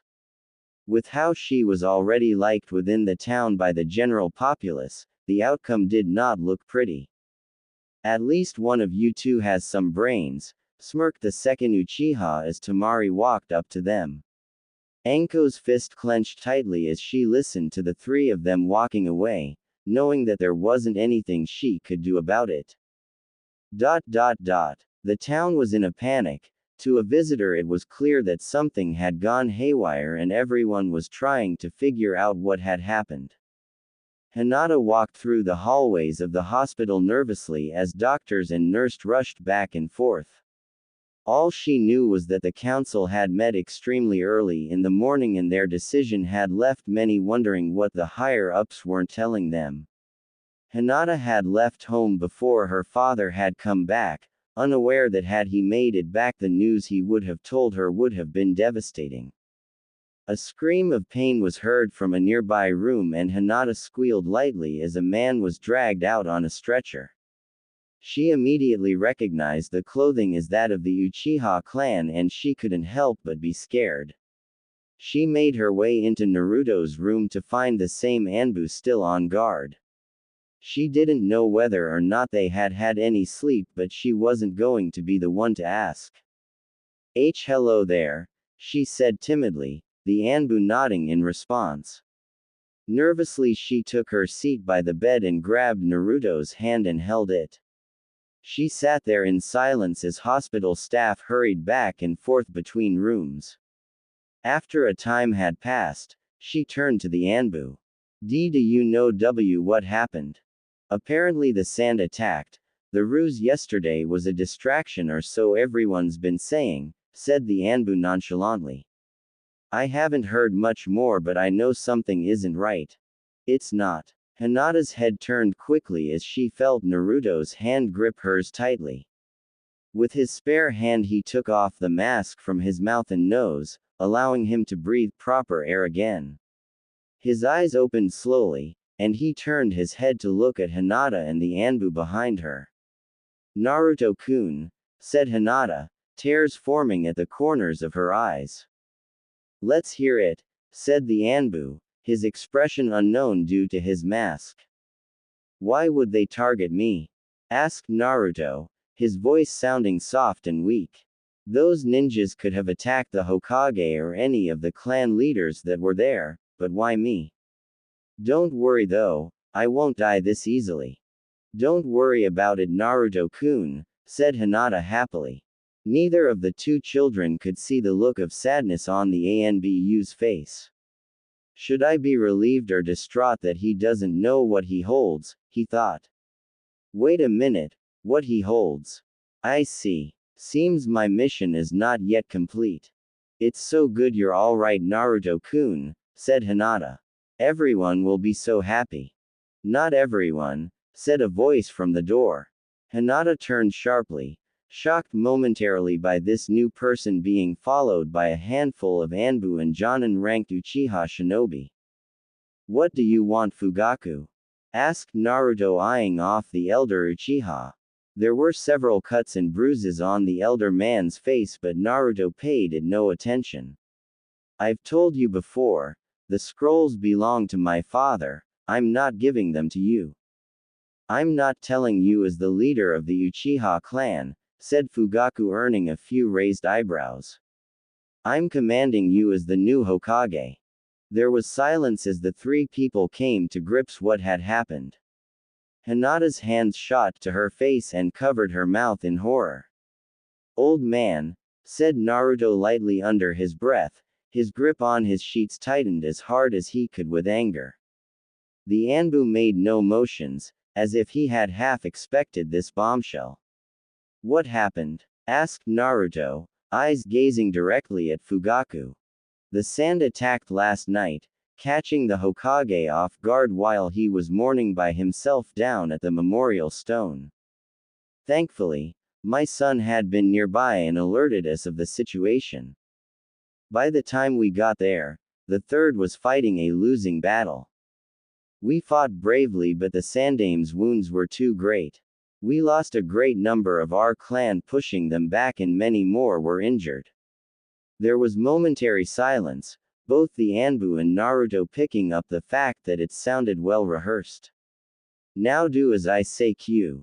Fugaku was cut off as the Anbu leapt into action, kunai in hand, blood dripping off the side of the blade. Fugaku stood there shocked, placing his hand on his bleeding cheek. For breaking the Sandame's law, you are to be sentenced to death, said the Anbu sternly, anger in his voice. Kill him, shouted Fugaku pointing an angry finger at the Anbu that struck him. The Anbu leapt backwards, gracefully escaping through the hospital window as the Uchiha and Anbu followed him. Fugaku roared in fury as he too leapt out the window, prepared to slaughter the one who had marked his face. All of this happened in a few seconds which left three people incredibly confused. Hinata and Naruto looked at one another, bewilderment clear on their faces. Meanwhile, Kakashi, who had been reading a chapter of his favorite book underneath Naruto's bedside window, had been showered in glass as ninjas flew over the top of him. He stood up, his head peering through the broken window. What just happened? He asked the two young children to see that they were in the same boat as him. Metal clashed with metal as the shinobi leapt across the rooftops, a number of Anbu and Uchiha striking out against the masked attacker. The Anbu with lighting across his face was able to glance every blow that came his way, skillfully using only the kunai in his right hand. Fugaku was close behind the main group, shouting orders angrily. Use only taijutsu and weapons, anything else could hurt those below he yelled, knowing if they did anything which could hurt the populace his time as Hokage would be incredibly short. All of the ninjas following his instruction nodded, the Uchiha activating their Sharingan as they continued on the offensive. In a move that would make Might Guy proud, the hunted Anbu landed on a rooftop and twisted around, his leg rising in the air and unleashing a roundhouse kick at the unsuspecting Uchiha. Despite having seen the move coming, he was in no position to do anything but put up a feeble block attempt. The force of the kick knocked the man off his line, the Uchiha skidding across the roof tiles before his back hit a chimney. The Anbu was not done yet as he held his fingers together in a distinctive pose. Kage Bunshin no Jutsu, he said, causing half a dozen clones to appear, each armed with a kunai. The ensuing battle was mighty as the clones danced a deadly battle with their opponents, each person being mained up in a one-on-one battle. Despite the clones splitting up the original's strength into equal portions, they were still able to fight on equal ground with Fugaku's men, something which infuriated the Hokage. The strongest Uchiha attacked the original man, the one who hadn't moved since initializing the technique. He brought a kunai down at the masked man, who reached out and grabbed the extended appendage. Twisting around, the Anbu tossed Fugaku over his shoulder and into the air before tossing his kunai at him in one swift motion. Only because of his eyes was Fugaku able to deflect the metal blade before tossing his own at the man. Instead of leaping to the side like Fugaku expected, the man leapt at him and in doing so into the path of the kunai. In a fluid motion, the man twisted in midair, turning a full 360 degrees with an outstretched hand which caught the kunai despite the pace it had been going. Fugaku growled in annoyance as he began his descent, throwing several airborne kicks and punches at the masked shinobi. The two skilled men fought evenly through the air until Fugaku was able to break through the man's defenses, delivering an axe kick to the man's shoulder. The man dropped like a boulder and Fugaku smiled as he landed gently on the roof while the man had crashed into the tiles, a small cloud of dust blocking the Uchiha's view. That would be the crucial mistake as the smoke began to clear, showing the Anbu in the middle of performing a hand seal. Did he deliberately take the hit so I couldn't see him? Thought Fugaku as the Anbu performed the final seal before pulling his right arm back. Futon Senpuken, shouted the Anbu, driving his fist forward, a hurricane bursting from the velocity of his arm. Fugaku's eyes widened slightly as he saw the torrent of wind rushing towards him and in an act of desperation dropped into the alleyway behind where he was standing. By the time he leapt back onto the roof, the Anbu had gone. "Are you all right, father?" asked a voice near him, causing Fugaku to turn around and see Itachi standing nearby. "Why didn't you help?" asked Fugaku, boiling with rage. "I thought with your title of the strongest ninja in the village you would be all right," said Itachi, his facial expression unwavering. "What about last night then?" asked Fugaku, his voice only just carrying to his eldest son. "I didn't wish to choose between the village and the clan," said Itachi before he turned and leapt away, leaving his father as the Anbu and Uchiha who had been fighting the clones came to him, reporting that the clones had dispersed. "What do you want us to do, sir?" asked one of the Anbu. "Issue an arrest warrant for that man, see that he is captured immediately. I want his head on a platter," said Fugaku, easing into his calm demeanor. "As for the brat, you know what to do." The Uchiha and Anbu nodded in succession before leaping into action, each with their own missions to accomplish. Fugaku stood there for a while, knowing that there were several things to fix, including the attitude of his own son. Hinata-chan, said Naruto in his hospital bed to the Hyuga girl once both had calmed down from the morning's events. The young girl looked at him, curious to know what he wanted. Go to my home, there is something there you need to see. But Naruto-kun, I can't get into your place, the S-seal won't let me, said Hinata. Take Sakura-chan with you, she can get in, you need to do it now, said Naruto. He looked at Hinata who held onto his hand tightly, unwilling to let go. Please Hinata-chan. Hinata nodded, slowly releasing his hand. Standing up, she stumbled slightly, before walking out the door. Naruto sighed and waited a few moments for the sound of Hinata's footsteps to meld into the sound of the hospital. He looked at the window to see two Uchiha Jonin shinobi standing there. Thanks for waiting. You made it easier for us, one said, no emotion in their voice. So what do you guys want? Asked Naruto. Uzumaki Naruto, you are under arrest. Lady Hinata, said a Hyuga of the branch family, spotting the eldest daughter of Hiashi running through the street. Your father needs to see you immediately. But I need to see my friend, shouted Hinata as the branch member began to drag her through the streets. I'm sorry Lady Hinata, I'm only following the orders given, she explained, not allowing Hinata to get another word in. Why are you happy Sasuke? Asked Itachi as he looked at his younger brother. Because father was named the Hokage, said Sasuke, a broad smile on his face. That means that we're the sons of the strongest man in the village. Our ancestors would be so proud. Itachi frowned slightly at this last statement. Sasuke didn't know how their father had come into power while he had been there the previous night. He had been unwilling to help either side, opting to betray neither his family nor the village. Now he was wondering if he should have sided with what his heart had been telling him. He might not be the strongest, politics may have had some play in it, he said, the person whom his father had fought earlier showing that there were those in the village who could equal his power, perhaps even surpass it. That's not to say that Fugaku was weak, he had fought against the strongest in the village not even a day earlier. A battle of that magnitude would severely weaken a man. However, Itachi was still not convinced. What do you mean brother? Asked Sasuke, curious as to what Itachi was saying. It's nothing you should concern yourself with, don't worry about it, said Itachi smiling.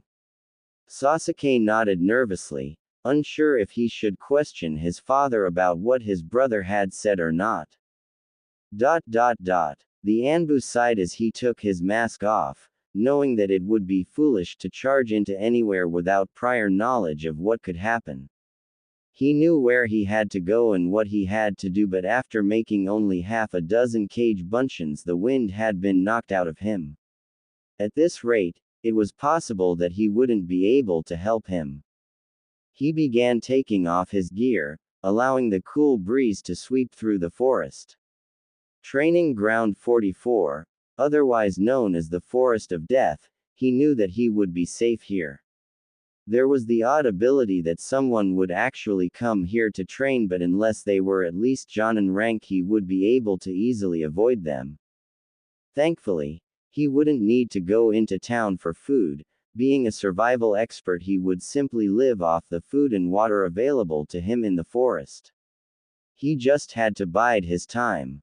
He couldn't go into town with his Anbu mask on, no doubt every ninja would now have a kill on sight order on him. However, going in without a mask at all would cause even more of a panic, one which would not have been seen since the night of the Kyuubi attack. He couldn't afford any more skirmishes. Unlike most ninja, he would not heal at a normal rate, it was possible that he wouldn't heal at all. Such was the curse of living without a soul. He knew time was short, He had to wait for the opportune moment. He bent down at a nearby pond and scooped some water into his mouth, allowing the liquid to flow down his throat. He looked at the water at his reflection, the face of the Yondaime looking back at him. Anko watched nervously from the rooftops at the people rushing around below her. While not as hectic as before, now it just seemed to be people gossiping with one another, spreading rumors while not knowing the facts. "What are you doing up here?" asked Hana as she leapt up beside the snake mistress. "It's weird, so much has happened in so little time," analyzed Anko, not even looking at the young Inuzuka. "It's not natural. Well, if what my mother told me is true, Sarutobi was assassinated last night and Fugaku Uchiha has been named the next Hokage, although it won't be officially announced for another couple of days," said Hana. "What I'm wondering is why the Uchiha and not someone like the Hyuga. Surely they would have been a more likely choice. Even the old war hawk Danzo would make a strong leader," said Anko as she rested her chin no her fist. "No doubt there would have been some subtle deals made when nobody was paying attention." "That's politics," said Hana with a sigh. "I just got this really bad feeling though," said Anko, causing Hana to look at her strangely. "It's as if this is only the beginning."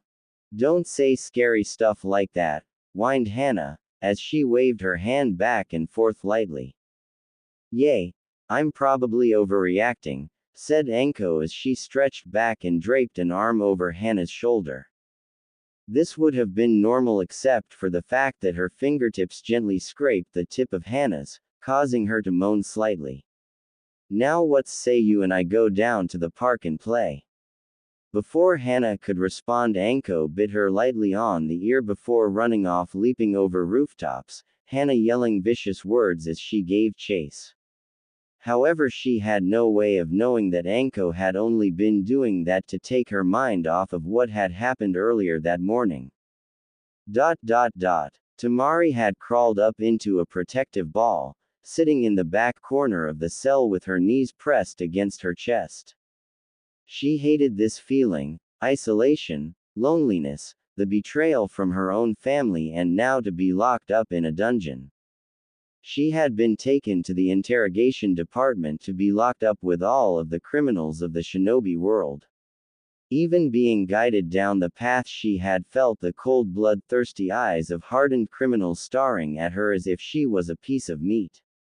Thankfully, she hadn't been tossed into a cell with anybody else. Even from here she could hear them calling out to her, telling her to come play.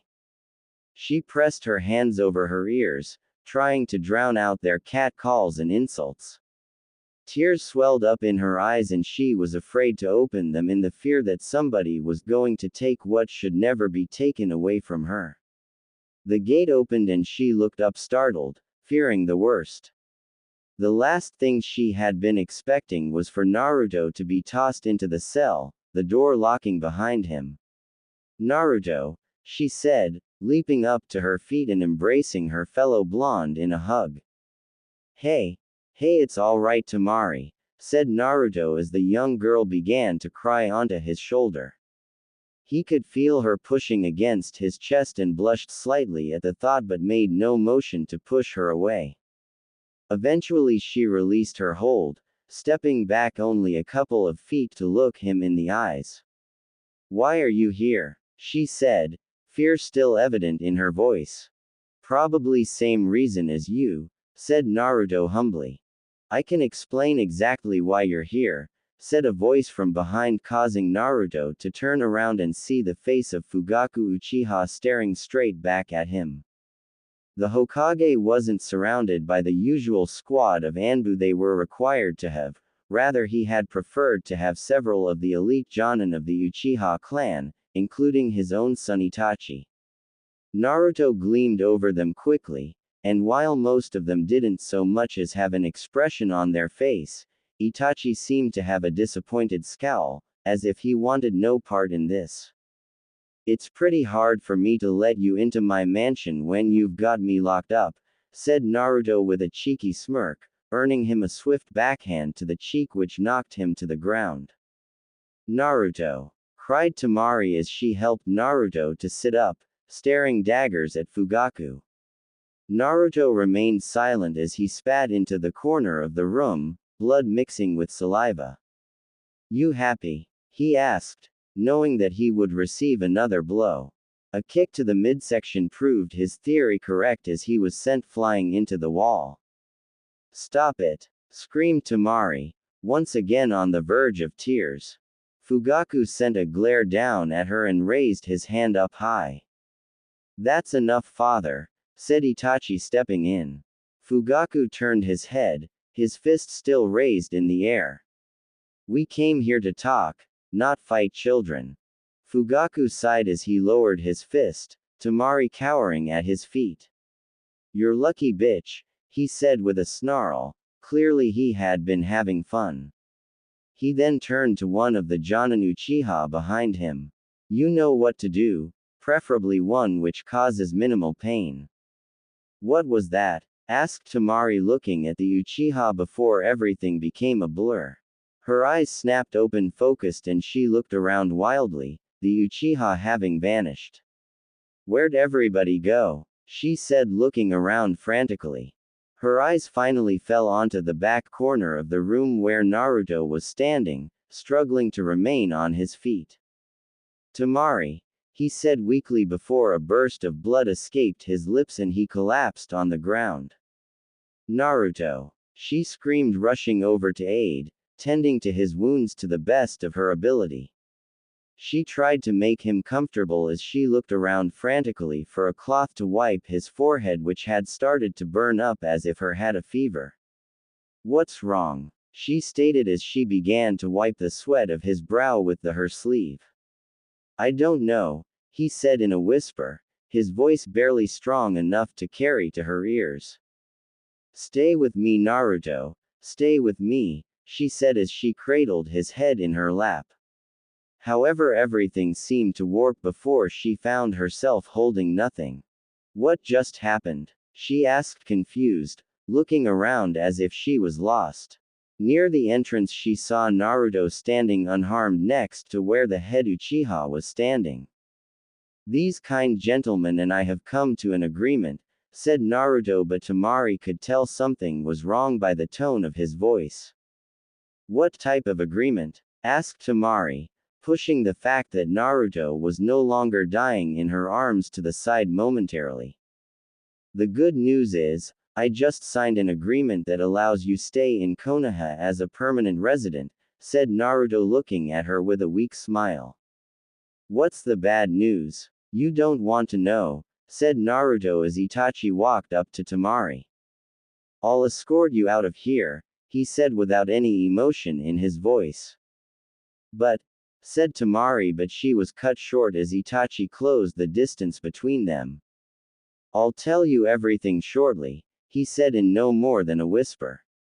Temari didn't say anything in response, opting to nod her head slightly instead.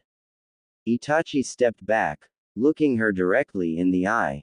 Come on, we haven't got all day, he said in a commanding voice. All right, said Temari, bowing her head, trying to play the part to the best of her ability. Our business is done, said Fugaku, turning away from Naruto and walking out of the cell, following the rest of his clan. Naruto, said Temari, diverging from the path and engulfing the young blonde in a hug. I'm scared. Don't be, he said reassuringly. Find Anko and stay by her side. All right, she said releasing her hold, following Itachi. Just before she was about to leave the cell, however, she stopped, her eyes closed with her head bowed. What's the hold up? Said Fugaku, annoyed with impatience. Temari turned on her heel and ran directly at Naruto, the young Namikaze having no idea what was going on before he felt her lips pressed against his. In his shock, his lips parted slightly and Temari's tongue forced its way through, dancing its way past his teeth to play with its partner. A few seconds passed before she released the kiss, A small trail of saliva still was connecting the two tongues. You saved my life, something I will remember always, she said, fighting back tears. Naruto wasn't able to communicate back and simply stood as Temari turned away and ran out of the cell and into line before the Uchiha clan, Itachi closing the door behind her. I'll keep her safe, he said sternly, snapping Naruto out of his stupor. Cheers, he said weakly before running up to the cage. How long do I have? About 24 hours, answered Itachi solemnly. Tenten stood by her usual target post, a kunai in each hand. She inhaled deeply before tossing both weapons simultaneously, however only one managed to successfully hit the target, the other merely skimmed the side. She sighed in defeat. Somehow she just wasn't able to get the right momentum for training today. Part of her wanted to go see Naruto and spend some quality one-on-one time with him but was afraid that somebody else might already be there. Did she really want to ruin any chance somebody else had of being alone with him? Hell yeah, she said, voicing her opinions out loud. Unfortunately, with all the panic going around town, her father had instructed her to stay at home today. However, that didn't mean that she couldn't go tonight.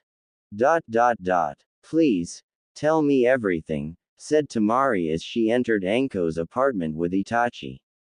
The young Uchiha had insisted taking Temari home by himself, something which seemed to irk Fugaku slightly, but the clan head made no notion of saying no to his son. Well, do you know what a genjutsu is? He asked. I have had 2 years ninja training, I know what they are, she said. So I was put under a genjutsu while you guys talked about something important. While she may have known about the concept of a genjutsu, that had been the first time she had ever been put under one. More or less, now do you want me to tell you the summarized version or the full version? Asked Itachi. Full, she said sternly. Well, it went like this, began Itachi, recollecting the story. What have you done to her? Said Naruto angrily as he stared down the Uchiha clan. It's a weak genjutsu, nothing to be afraid of, said Fugaku in a matter-of-speaking tone. Naruto's fist clenched as he began running through the ideal hand signs in his mind.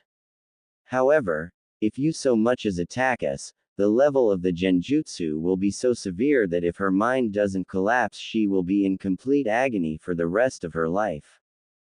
Naruto didn't know if it was a solid bluff or not but opted not to risk it, dropping his hand to his side. So what do you want? He asked, lightly seething in anger. Fugaku smirked as he reached into his pocket and pulled out a sheet of paper and a pen. Read it, he said, offering the parchment to Naruto.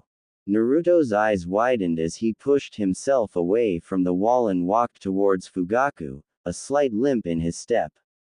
In a swift motion, he had taken the parchment and began to read. It was then that he came to a slight hiccup. I can't read half of this, he admitted. With a groan of annoyance, Fugaku took the paper back. I'm an 8-year-old kid, I'm not that smart, damn it. Smart enough to best my son in a fight, said Fugaku, causing the other Uchiha there to look at him suspiciously. They had no knowledge of this fact, probably due to Fugaku not wanting to let it out. Itachi let out a quick smirk but covered it quickly, knowing how much Sasuke's loss would have hurt his father's pride.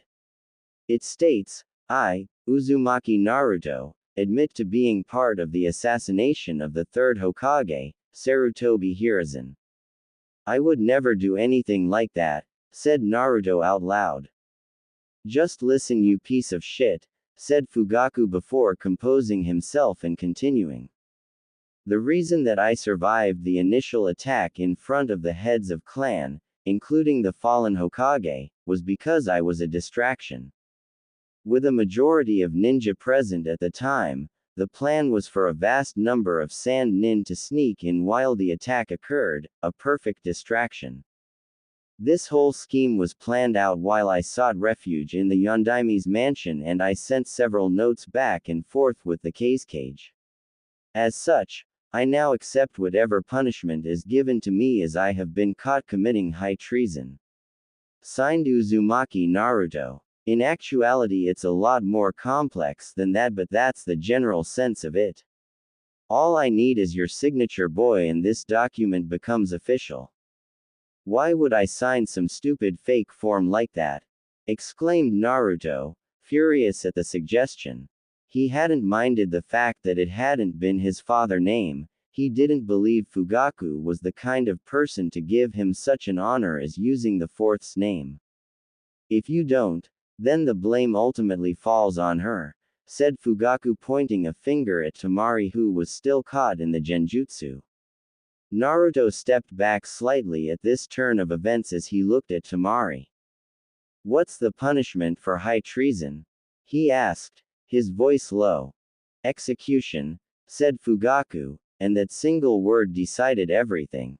Naruto turned his head towards Fugaku and stepped forward, grabbing the paper out of his hand along with the pen.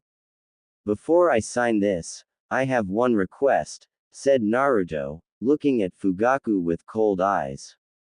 What is it? Asked Fugaku, wanting to hear the final request of a child. Naruto pointed a finger at Temari. Temari will be seen as a full member of the Konoha society, allowed to do whatever she wishes, he stated coldly. What makes you think that she won't go back to Suna? Asked Fugaku. She was nearly killed in the act along with me. The last thing she'll want to do is return to the place that wanted her dead. I want your word, said Naruto with a scowl, offering his hand. Fugaku smirked as he took the hand and shook lightly. Releasing his grip, Naruto took the paper and knelt down on the floor, writing his name in the designated area. Standing up, he handed the parchment to the Hokage. One question, why do you want me dead so badly?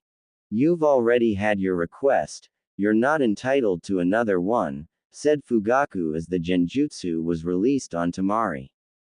The blonde girl blinked momentarily, trying to figure out what happened as the Naruto she was helping vanished in an instant. She looked around wildly for a moment before her eyes came to look at the real Naruto, who seemed to be having a staring contest with Fugaku. And that's about it, concluded Itachi, finishing explaining what had occurred earlier. Temari was in hysterics, however, unable to keep her emotions in check. For the second time in just as many days, Naruto had saved her life. Everyone has to know, she said, standing up, brushing the tears out of her eyes. You can't do that, said Itachi firmly. Why not? She asked in response. Because then everything he has done will go to waste. He opted to sacrifice his own life in exchange for allowing you to have a normal life here in Konoha, he explained. If you go around proclaiming what he has signed as false, then it will be for naught. What should I do then? Asked Temari as tears started to swell in her eyes again. Do the one thing that Naruto wanted you to. What's that? Itachi turned his head slightly, to look her directly in the eye. Live. Tenten snuck around in the middle of the night, keeping to the shadows to the best of her ability. She knew that she wasn't all that stealthy, but what could she do? She knew Anbu had been watching her, but so long as she didn't do anything to gain the attention of anybody else, she would be alright. She had been by the hospital to see whether or not Naruto was still unconscious, but the attendant had told her that he had been dismissed earlier that day. That left the conclusion that Naruto was at the Yondaime's mansion, and now she was on her way to pay a visit. She had no real idea on what she was going to do in order to get in, but she figured she would just work it out when she got there. Tenten knew it wasn't much of a plan, if a plan at all, but knew it was better than nothing. She turned the final corner to the mansion and had to stop in her tracks, seeing the Anbu wearing the lightning mask standing at the gate. She backed away slowly, so that she was peering around the corner by the barest of margins. Tenten watched as he placed his hand on the center of the gate, and a moment passed before there was a defining click and it swung open. Before she could comprehend what was going on, the Anbu had stepped through the gate and closed it behind him, the seal activating and preventing anyone else from going in. Tenten shuddered slowly and turned around, to find herself face to face with Ino. She muffled a scream, covering it with her hands as Ino pressed a finger against her lips, trying to signal to the girl to be silent. "What are you doing here?" she asked. "I was going to see Naruto.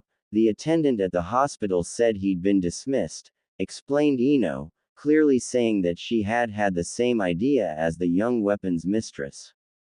"What about you?" "Same thing," answered Tenten. "Well, what are we waiting for?" asked Ino. "You know that Anbu who was with us the other day," said Tenten, causing Ino to nod. "He just stepped inside the gate." Ino opened her mouth to say something but wasn't able to form words as this had been totally unexpected. If he's able to get through, that means he had to have known Naruto's mum or dad, analyzed the blonde. "So I think maybe we should come back sometime tomorrow," said Tenten nervously. "Yeah, that's a good idea," said Ino nervously, turning around back the way she had come. Tenten walked by her side, neither girl no longer sticking to the shadows. Anko opened the door to her apartment. Somehow it had been fixed from the morning's explosion, to find Tamari cooking away at the stove. After having teased Hana for several hours, she had done some thorough training in the Forest of Death before taking a light nap by the river bed near the memorial stone, despite major investigations being undertaken by the Konoha police force before making her way home. Her nap had gone a lot longer than she had anticipated, and by the time she woke up it had been a couple of hours since the night began. "What's cooking? Smells good," said Anko cheerfully as she closed the door behind her. "Just making some dinner," said Tamari with a slight sniff, causing Anko's eyes to twitch slightly. "What's wrong?" asked the older woman, strolling to Tamari's side. "Nothing," she answered, not willing to look up from her work. "Come on, you can tell me," said Anko, lightly pushing Tamari's face to the side so that she could look her in the eyes. To see her eyes red raw from the amount she had been crying earlier was not what she expected. "I told you it's nothing," said Tamari politely, smiling weakly. Anko wanted to push further for questions but figured that the young girl was simply getting over what had happened the prior day. She may have been putting on a brave face while others were around, but when she was by herself there was nothing stopping her from letting her emotions run free. "All right then, if you say so," said Anko, allowing Tamari to get back to her work. "Just so you know, if you ever need anybody to talk to, I'm here for you." "I'll remember that," said Tamari, hiding a genuine smile as she pushed the pieces of meat around the pan. "Murder! There's been a murder!" shouted the man at the top of his lungs. "What are you talking about?" shouted another man as he rushed to the scene. The first man did nothing but point at the nearby river. The second man, along with another group, who had come to the scene, went in the man's direction and were shocked to find a corpse slowly bobbing up and down in the river. Naruto sat on the inside of the cell, having been brought a tray of food earlier. Unlike the others, the guards had deemed it safer for him if he wasn't permitted to eat with the others. Added to that was that no prisoner was allowed to go anywhere near his cell. He sighed as he grabbed his roll, only to hear a light clatter shortly afterwards. Looking at the tray, Naruto found a small silver key which must have been stuck to the bottom of the roll. Placing his roll down, He looked at the key with the knowledge that someone here wanted him out. However, he also knew if he escaped then the blame would fall on Temari's shoulders and she would likely face the executioner's block. With that in mind, he tossed the key out of the cell, the little metal object bouncing across the ground well out of reach. "Excuse me, guard," said Naruto speaking to the shinobi walking into the cell to collect Naruto's empty dish. "What do you want?" he asked impatiently. "I want to write an apology note. I just need to get some things off my mind before morning," said Naruto. "Fine brat," said the guard picking up what he came for. "I'll get you some parchment and something to write with. Be thankful I'm feeling happy tonight." "Cheers," said Naruto as the guard walked out, closing the gate behind him. A thoughtful look overcame Naruto's features as he hoped that they had awoken by now. If by some chance they were able to meet sometime before he would be executed, then he had nothing to worry about. Unfortunately, it was a long chance if any. He could only pray that his plan went successfully. Fugaku was a patient man if there ever was one. However, when a body is found in the clan compound, he may seem composed on the outside, but internally he is fuming. "Who is it?" he demands as he walks up to where the investigation is being held. "Sir, it's Shisui," said one of the Uchiha who had examined the body. "What happened?" "Shisui wasn't the kind of person to just up and drown," said Fugaku angrily. Shisui had been a prominent force of the Konoha police squad with the strength of a Jonin shinobi. There was a suicide note pinned to his chest, however his corpse indicates he's been dead for at least 24 hours, perhaps even more, he explained. "I see, that would explain why he wasn't there to help us last night. Continue the investigation, any clues will be beneficial. Come to me if you discover anything of importance," said Fugaku, calming himself if only slightly. He turned around and left the members of the clan to continue their work. He made a beeline towards his house. He wanted to see one individual's reaction more than anything. The door slid open as Fugaku walked inside. "Where's Itachi?" he demanded of his wife and youngest son as he saw them in the kitchen. "Big brother said he was going to be out all night," said Sasuke with a smile spread across his face. Clearly he hadn't heard the news of what had happened within the walls of the compound. "I believe he's on a patrol tonight," said Makoto coldly, not turning to face her husband. Fugaku immediately noticed the way Makoto was acting towards him and a scowl crept across his features. "Sasuke, could you go to your room for a moment? Your mother and I have something to discuss." It wasn't a request, it was an order. The smile dropped off of Sasuke's face as he nodded in response, turning around and leaving the room. He was tempted to eavesdrop on the conversation, but the punishment for getting caught far outweighed the possible gain he might receive.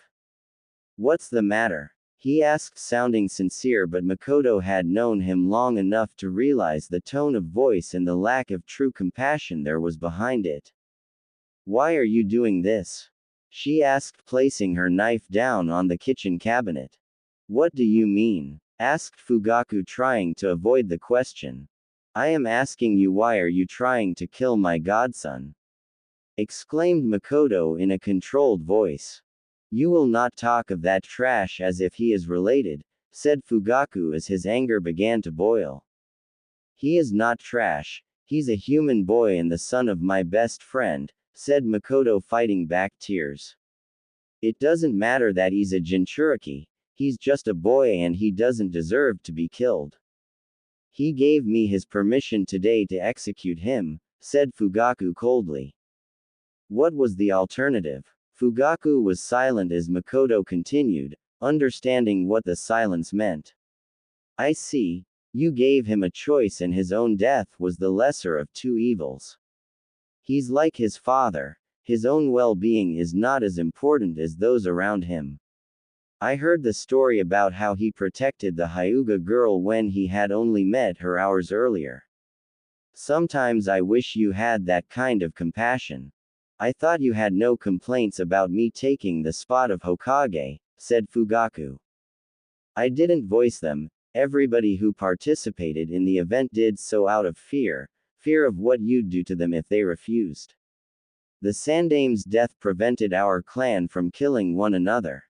If that is how you see it, rather I see it as the Uchiha taking their rightful place as the leaders of Konoha, said Fugaku. Then all Naruto is your crowning glory, you're disgusting, you know that, said Makoto, turning around and walking out of the kitchen, leaving Fugaku alone. In a fit of rage he slammed his fist down onto the table, snapping the wooden furniture clean in two. Itachi looked over his shoulder, careful as to make sure he wasn't being watched. He knew that they would have discovered Shisui's body by now, but it was thanks to his death that Itachi had prevented something catastrophic. As he slew Shisui, while doing his best to show as little emotion as possible, he had achieved what was once thought lost. The Sharingan, above all Sharingan, the Mangekyo Sharingan, and within a handful of hours after obtaining it he had used it in tremendous fashion. Are you there? Asked Itachi as he crept down into a cave. Inside there was a small fire roaring, the smoke exiting through the hole which Itachi had just climbed down. He saw the person sitting by the fire, a couple of fish impaled by kunai sitting by him. Wounds littered his body, bloodied cuts and bruises covered nearly every inch of exposed flesh, yet it was his undetermined will to live on which kept him pushing on. His body may have been weak, but his spirit was strong. I see you have returned, Itachi. I was wondering when you were going to come back, said Sarutobi as he placed his pipe to his lips. Well, I had a little trouble. My father has wasted no time in making sure the boundaries of the city are well guarded, said Itachi in his emotionless voice. I must wonder what we have next in store though, since my father wishes to execute Naruto at the pinnacle moment of his coronation. At the mention of Naruto's death, the pipe fell from Sarutobi's lips and clattered on the ground below. That murdering, yelled an enraged Sarutobi, but was unable to continue as he began coughing up blood. You can do nothing yet. Also, if you were to wage war with my father in the middle of the city, there is no telling how many lives may be lost, said Itachi, somewhat depressed. The third looked to argue but could say nothing in response. If there was to be an exchange, what side would you be on? He asked with the wisdom of a man his age. My connections to the clan died when I killed Shisui, said Itachi calmly. They were placed further away when I placed all of my clan who attacked you under a genjutsu to help you escape. You have no regrets? Asked Sarutobi. This time it was Itachi who couldn't say anything. Knowing he had touched a sore spot, Sarutobi decided on a change of topic. I doubt the Hyuga will stay quiet tomorrow. They might have to, said Itachi, causing the Sandame to lift his head. My father got Naruto to sign a waiver saying that he had helped in your death and as such committed treason. He did this so that the girl from the sand didn't get executed in his place. That means that even if he were to escape, he would be considered an S-rank threat and be hunted for the rest of his life, said Sarutobi. Only myself showing up would rectify what had happened, but in doing so the battle which may occur would only cause more bloodshed. Then what do you suggest we do? Asked Itachi. Before Sarutobi could so much as mutter an answer, there was the sound of someone landing within the cave, causing Itachi to turn around in an instant and toss a kunai at the intruder at breakneck speed. He was stunned, however, to find that the person had managed to catch the kunai between two fingers without the blade so much as scraping him. Itachi felt a slight piece of fear as he recognized the person as the masked Anbu as the one who had fought against his father earlier that day, and despite having released several shadow clones was able to effectively fight against him. "You want to know what you should do? Then listen to me," he said, removing his mask much to reveal the face of the fourth, much to the shock of Itachi and Sarutobi. "Minato," said the third in little more than a whisper, his voice having lost most of its strength when he saw his successor. Minato could only smile in response before he continued. "Quick mother, if we wait any longer we're going to miss father becoming the Hokage," said Sasuke with a smile.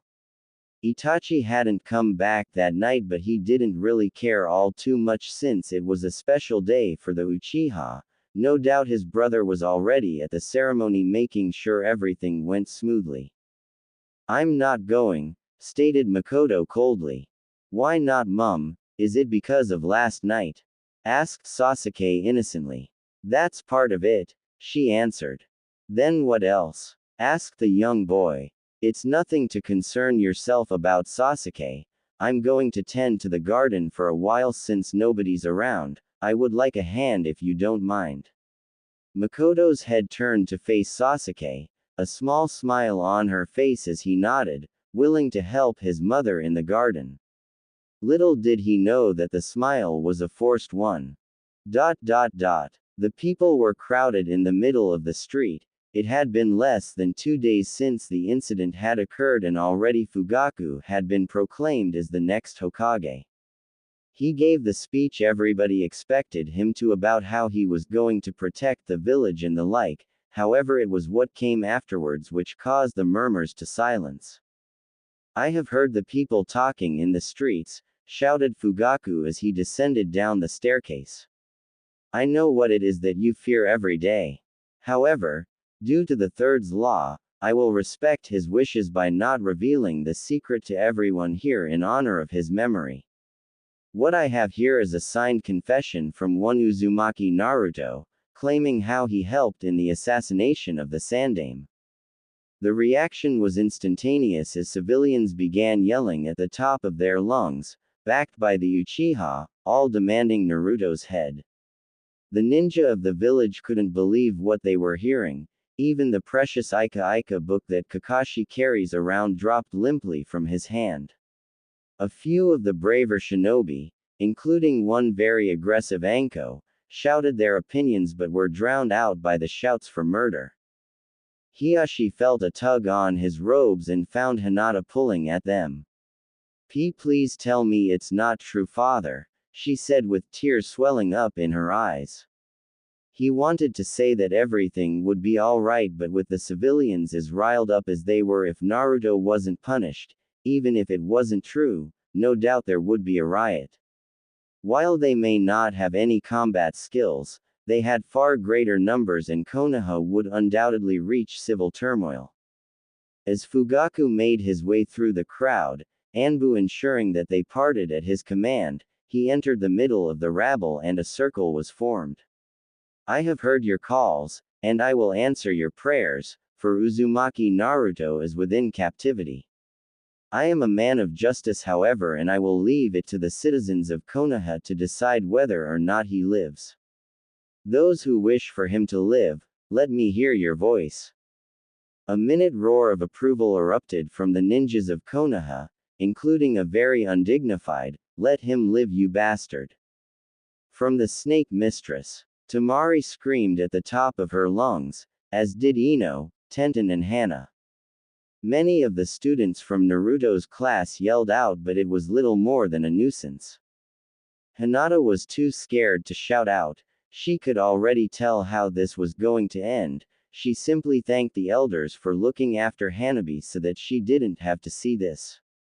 Sakura was about to throw her voice into the mix, but her mother slammed her palm onto her daughter's shoulder, giving her a look that said that if Sakura wanted to eat dinner tonight she would stay quiet. That didn't stop her from yelling out. Kakashi had a scowl imprinted behind his mask. Fugaku had bent the rules in his favor. He had gotten the crowd on his side, and even if they had chosen to let Naruto live, he would simply be locked up away in the dungeon for the rest of his life, if one could call that a life. With that in mind, he turned and made his way through the crowd. He would not bear witness to his sensei's legacy's death. He knew that it was possible for him to do something, but with everything as it was currently, the consequences on Konoha as a whole would be catastrophic. In order to rescue Naruto, he would need to do so while the boy was in the presence of the Hokage, and in doing so he would be labeled a traitor. Then he would need a miracle to get out of the village alive. Successfully getting out with Naruto intact would have unbelievable odds. For the first time since losing Rin and Obito, Kakashi, the master of 1,000 jutsus, cried. "Silence," said Fugaku, getting everything under control.